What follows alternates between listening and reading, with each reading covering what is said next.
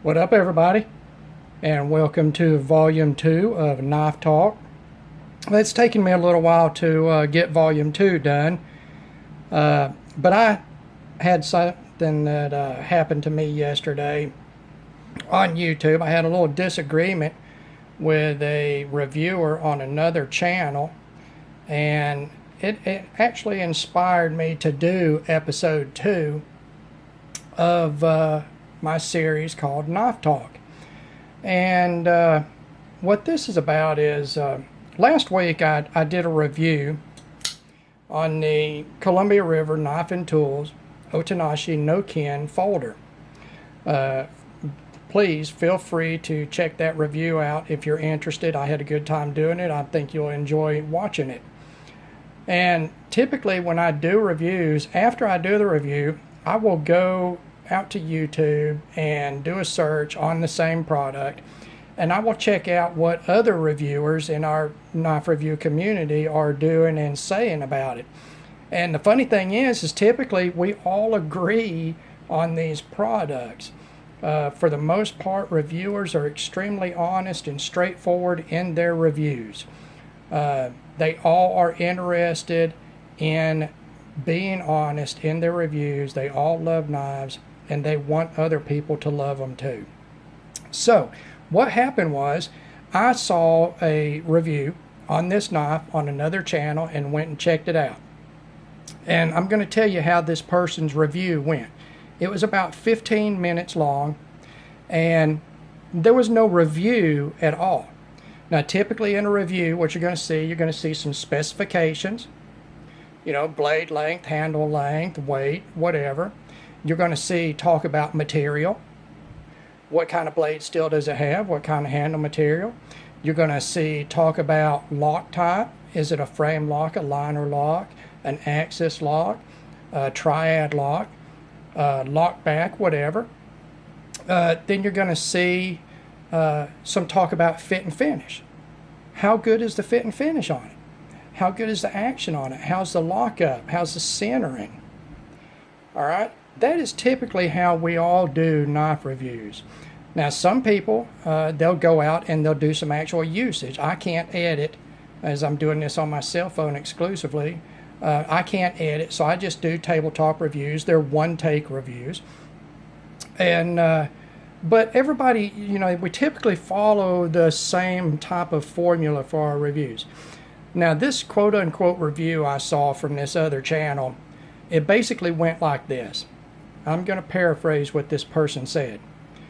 I got this knife. Now, I've owned, so-and-so, 10 or whatever Columbia River knives and always like them. But Columbia River is really dropping the ball. Their quality has just gone down. I don't even know if they're worth buying anymore. This knife obviously has a problem with heat treat. It will not retain the edge. You have to sharpen it every other time you use it. I've carried this knife for a year, and I have to be honest, I don't know if I would recommend any Columbia River product anymore because their quality has gone down. Blah, blah, blah, on and on. There was no review there. All right. Now, for some reason, it just ran all over me. It didn't make me angry, but I felt like I needed to comment on it. And my comment was, I understand you've carried this knife for a year and it won't retain an edge. You do realize this knife was not designed as an everyday carry blade. It is not in a high-end blade steel. It has a narrow blade profile with a steep edge bevel, and you cannot expect it to hold an edge forever if it's used outside of its intended design parameters, which is as an offensive or defensive weapon. It is not designed to be an everyday carry utility blade and is not going to excel at that, period. If you carry this as an everyday carry utility blade and you use it, that is fantastic. I have no issue with that.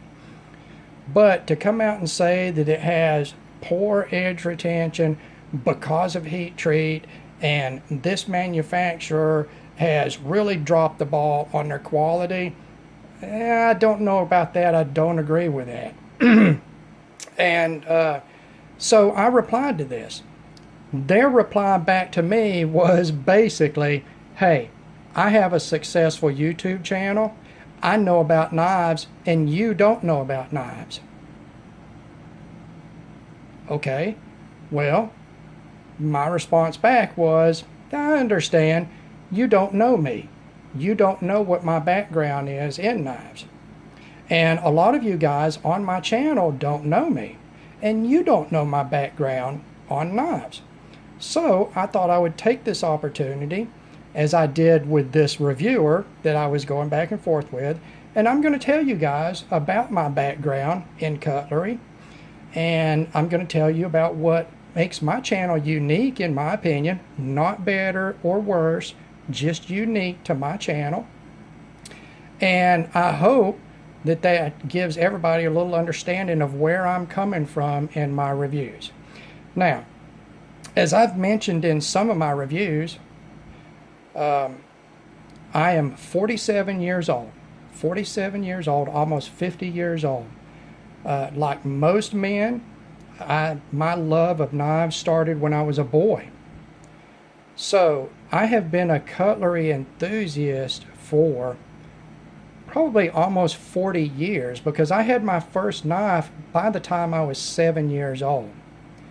By the time I was 9 years old, I had multiple knives. I was in the Boy Scouts, the Cub Scouts, and then Boy Scouts. I have used, abused, bought, sold, traded knives for, you know what, almost 40 years, let's say. That gives a person a lot of hands-on experience. Now, the next thing is, I've also mentioned in some reviews, is a few years ago, I spent a couple of years of my life working at a retail establishment called Smoky Mountain Knife Works, and that's in Sevierville, Tennessee, which is a tourist area. If you ever vacation in East Tennessee, I recommend you go to this store. It is the world's largest knife store, period. Okay, there is nothing else in the world to compare to this store. It is a huge establishment with just a ginormous amount of square footage on their show floor. Most knife brands get their own counter. Some of these counters are 30 feet long just for one brand of knives. Okay, we're not talking about going to a Bass Pro where they've got a 10-foot section of counter with every brand of knife that's available. I'm talking about every major manufacturer gets their own counter space. Huge counter space. All right. Not only that, this place gets exclusives.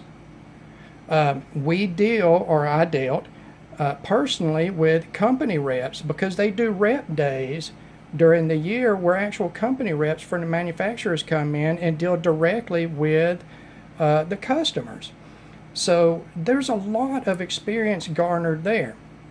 And one of those experiences for me is that I got to handle far more examples of knives than most people, even knife enthusiasts, do. Where most knife enthusiasts have their collection, and then they've handled their friends' knives, and they've traded around, and they're online, and they talk to people about knives, and they may go to a knife show or something, maybe to the blade show, and they walk around and they handle knives. All of that is a lot of experience. Where I differ from that is, I have handled literally thousands of examples of knives across every major manufacturer that is available in the United States. And not only have I handled all their product lines, I've handled tens and hundreds of each model. Okay, in the counter, you've got a model on display. Underneath it is a stack of, say, 10 boxes of the same model. Underneath the counter is another 100 boxes of that model.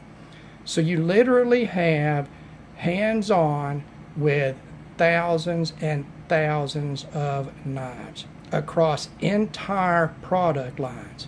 And no, I haven't owned that many knives, but I have personally handled and personally tested just literally thousands of examples. And that is one thing that makes my channel unique. I will bring that experience to my channel.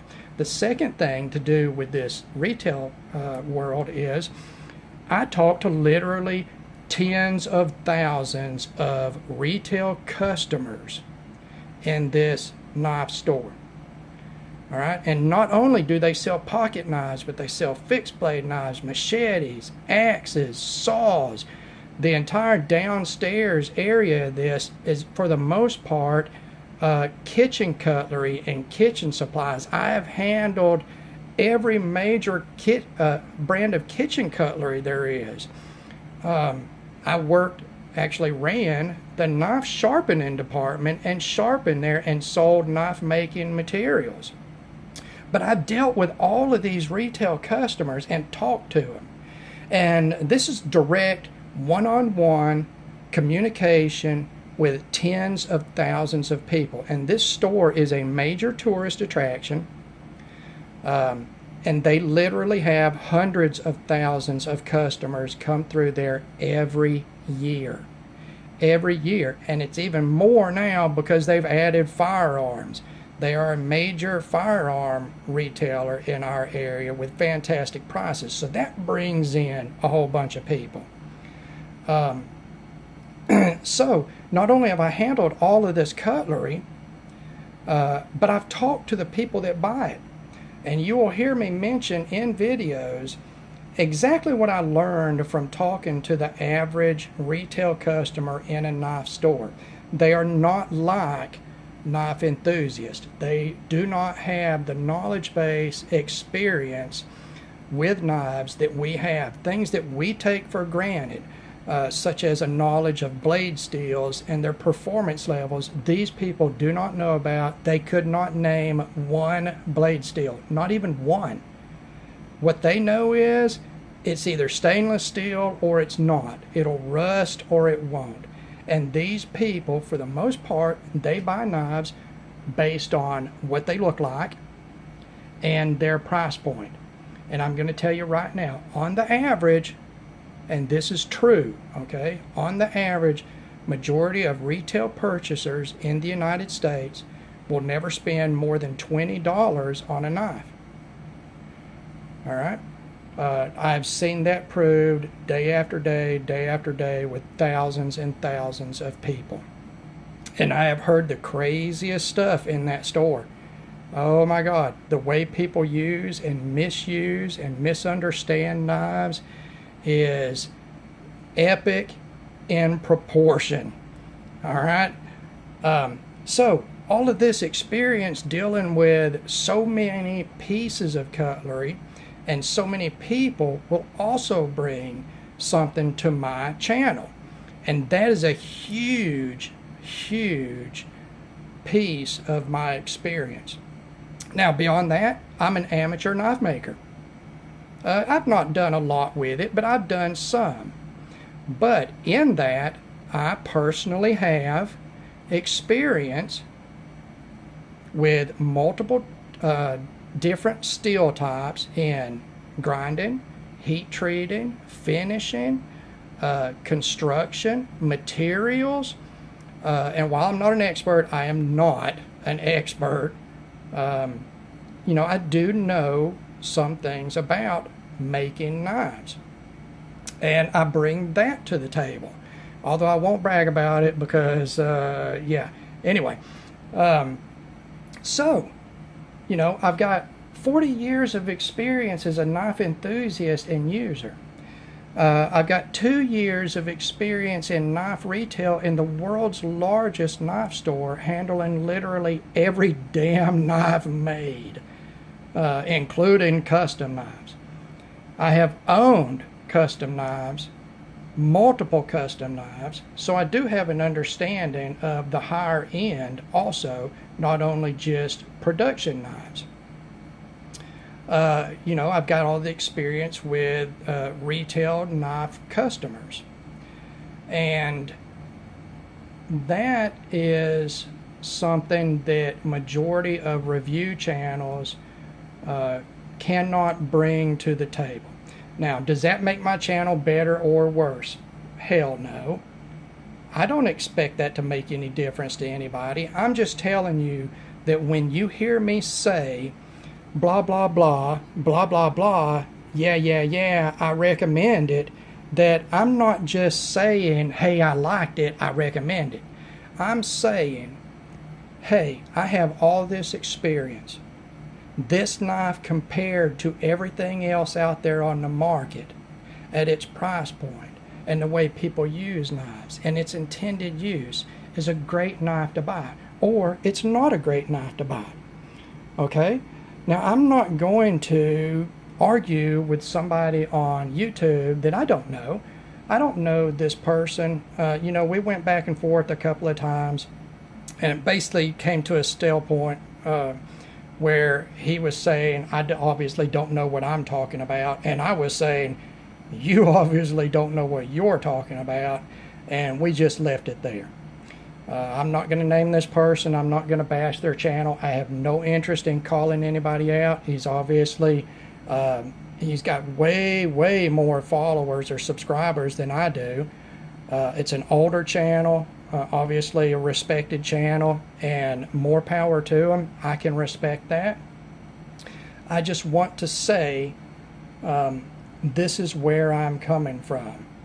And I don't think that it's fair to bash a product and to bash a manufacturer over one sample. One sample. When I bought this knife, I looked at 10 of them. Hands on, 10 of them. How many of you did hands on with 10 examples of the last knife that you bought? That is the only fair way to judge the quality of a manufacturer's product. If you just have one of that product, then we are reviewing them based on that one sample.